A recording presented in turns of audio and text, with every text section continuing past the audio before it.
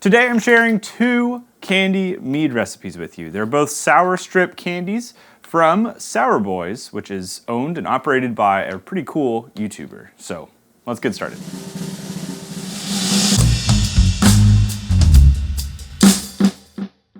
So, if you've ever seen on YouTube, there's a guy named Oompaville who runs a more reaction style channel, reacting to things on the internet. He's been on the YouTube world for a while, but one of the things he's kind of pioneered recently or started up is this new candy company. It's called Sourboys. Now, Sourboys, sour candy is their main thing. They do these sour strips. Now I have some here, and I'll talk about how I converted these into a mead. So a mead, for anyone who's unfamiliar, is a honey-based beverage. Now this is an unorthodox one. Most of the time I just use regular honey or different kinds of honey, plus maybe fruits and spices, and you come up with some fun recipes there. I also like to take and make candy meads because I think it's kind of fun. So this is one of many. I've done one other sour candy in the past, but this is I think a whole different ball game. I bought two flavors from him. The first flavor is Sunshine Slap, which is mango, strawberry, and orange. And the other flavor that I bought from them is Blue Raspberry, which is, as you can guess it, raspberry.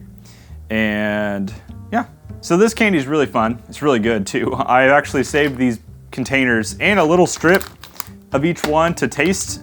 The problem is it's been a while since I opened them, so they're a little tough. See if I can get a little taste of the Blue Raspberry. They're kind of crunchy now. They're not crunchy when you buy them. So, not as good, super hard. Of course, if they're fresh, which when I got them, they were fresh, they're actually like the texture of a fruit roll-up, sort of, with sour stuff on the outsides. Anyways, very good stuff. This one's also pretty hard, so I'm not even gonna try and bite into it, but they're both really good candies. What I did here was I took these recipes you see on screen. Both of them used orange blossom honey because I thought that'd be interesting for this. I also had some at the time. And about 12 ounces of each of the strips for each one. We used some wine yeast. Well, specifically we used champagne yeast, which was Lavin EC1118. We added some yeast nutrient, of course. And yeah, so the starting process for this is easy. Literally, we took our sour strips, each one, we dumped about 12 ounces of each one into a gallon of water and boiled that. And that boiled up pretty well. I mean, the sour strips mixed in well there. We moved them into new containers and added our honey into that, and we blended it all together for each one of those. So you can see that on screen, boil, move into a container, blend, and then we let it set, each one of them set to cool until about room temp. We pitched our yeast, and then we let them start fermenting. The fermentation is something that kicks off in about 24 hours, or about 12 probably in this circumstance. We did take a starting gravity reading, which means we're measuring the possible alcohol content that these are gonna have. Because there's sugar present, the yeast will consume said sugar, converting it into two things, CO2, which comes out as gas, of course, and goes out of the liquid, and then the other one is alcohol. Our starting gravity for both of these was around 1.112, which means if they ferment from that number to 1.000 at the end of fermentation, they'll be roughly 14 something percent. However, spoilers, they did not finish those fermentations. So what we did from there, we let them ferment. We added Fermade O, which is a yeast nutrient, at the 24-hour mark. We added enough to get it to ferment well and healthily. Then, about 3 weeks later, we noticed that things were slowing down. The CO2, or the bubbling, had slowed down. We took another gravity reading, and we noticed each number was different.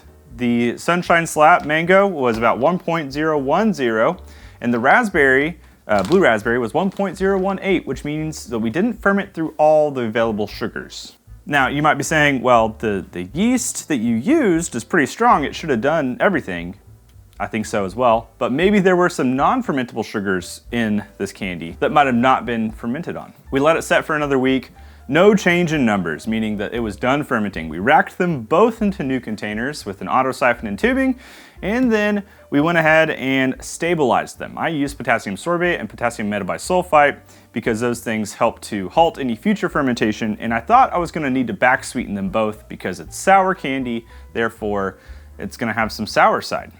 We ended up letting it set again for another like month this time. They just kind of sat. I was hoping they'd start to clear up because you can see they're pretty not clear, but they didn't. Because they weren't clear and I got kind of impatient, I just went ahead and added some honey to specifically the Sunshine Slap one, which is the mango. We added about, I want to say, a half pound of honey to get it up to about 1.030 gravity. So this has some sugar content to it that will help it be more sweet in contrast to the sour. We left the blue raspberry alone as far as sweetness. So this one's a little more, quote, dry, and then this one's a little more sweet. I did continue to try to clear them. I used a thing called Sparkaloid, which is just from the earth. It's its own little thing. Essentially, it binds to certain charges, negative or positive, and it pulls them out of suspension. That didn't work. Time didn't do anything.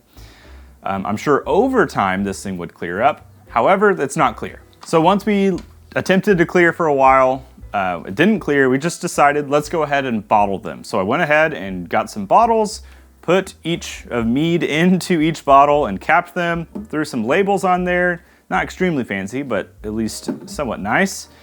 And we let them set. Here's the timeline for how long this process took. I was pretty lazy with a lot of it. I really let these set for a while, hoping they'd clear. These are roughly about 4 months old at this point. I'm sure I could have rushed it and done it faster, but it doesn't hurt for these to have some time because they're about 10% ABV. I don't know about you, but I'm really curious how they taste. I'm sure you're curious too, so let's go ahead and try them both.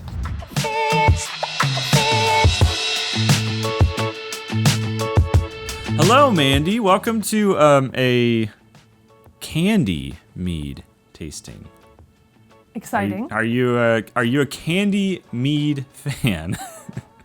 I can't say I've had many of them, so they are few and far between. And as many people have watched this video, you know this or seen my channel, I do a lot of them just as a joke. They're not my primary source of mead making, but they are something to sprinkle in just every once in a while to be kind of fun. And specifically, this is from a YouTuber I was telling you about. And his company has a plethora more of other flavors. These are just 2 flavors that were there. So we're gonna try a blue raspberry sour candy mead and the mango, what is it? Pineapple? Something. It's like mango and something else. Oh. So let's open them. But yeah, I don't know. It'll be interesting. I haven't tasted them in 6 or 7 months because, as I was telling you, I attempted to reach out to Caleb, the guy who runs that company, and I'm sure it's a busy world, so we didn't quite connect. They're not clear. So let's pour this very hazy, sketchy looking liquid. Okay. If someone handed me a bottle like this and didn't clarify that it was hazy, not necessarily on purpose, but that I didn't try, then I would be, I'd be like, I don't want to drink this. Yeah, because, I mean, look at this. This is, oh, yeah. They're so cloudy. It looks like a mead out of primary. That's the raspberry one, and I think the mango, I don't remember what the other flavor is. It's just the same color, same level of haze. Maybe a little more, I don't know, orangey? It's hard to tell on this camera. So one is back sweetened heavier than the other. If I remember correctly, the blue raspberry is not as sweetened, and the mango one was more sweetened. Okay.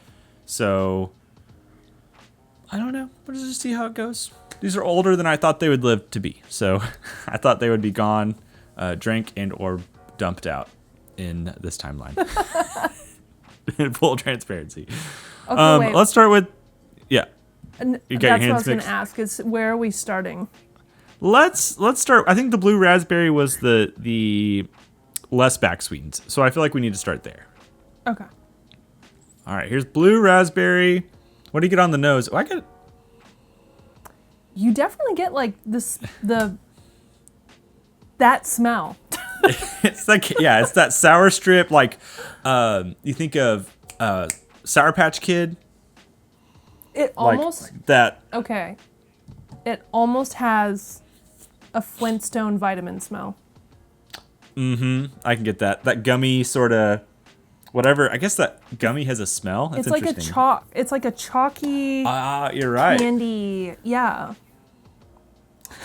I just thought of if you did a Flintstones gummy mead, you just took a shot of it every morning. That was your.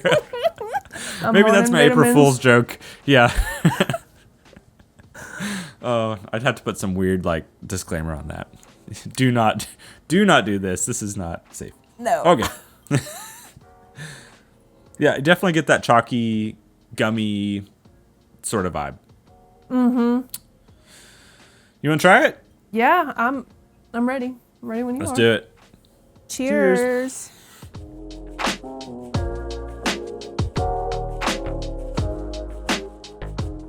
Ooh.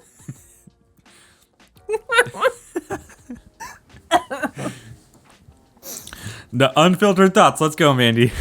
Oh boy. My mouth hurts a little bit. It's very It's sour. sour. Yeah, it's very sour, acidic, and it doesn't go up at all because there's no sweetness. It's just like a. It's like it's like flat. Yeah. Flat. These could get you real, if you liked it, they could get you real twisted because they're both 13%. So, Oh wow. That's not great. No. That's not my best candy meat. I would say I've probably made better, surprisingly. Well, your peppermint candy meat is pretty legit. It's true. I feel like that one gets closer to being achievable though. Stuff like candy corn, Skittles, like I feel like those are all, I don't know. Weird. This reminds me of my Starburst one. Like I did Starburst in the 4 different main colors. It has that same reminiscent, like, I don't know, just kind of like you can almost, like after you chew the gummy, it's that after flavor, the mouth like zapping moisture, like you just lose all of it. Yeah. It is very tannic. Or like, what is that? I guess high acid. I don't know. Not good. That's what that is. Not good. Yeah. That's okay. You know what? We got another one. There's a chance. There's still a chance we can get a 50%. I'm starting at 0. Let's see if we go to 50. Okay. This is the mango. Smells a little. It's definitely sweeter. This might be the savior of it. Is that there's some sweetness. The nose is flat though. I don't get a lot. I'm not trying. Like the other one, you definitely get more of that blue raspberry, but this one there's not a whole lot of scent that. It's like a little bit of honey.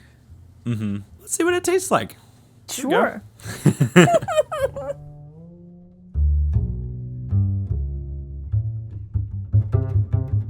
That one's for sure better.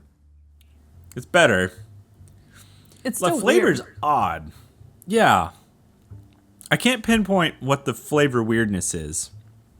It like ends on an orange type note. Doesn't it kind of taste orangey? That might be one of those other flavors that I'm forgetting. It does have a very tropical-y sort of vibe, obviously. Mm-hmm. It's better. Sweetness has helped. But it's still not like... It's not good though. It's not... There's no part of me that would say, let me kill this glass at this point.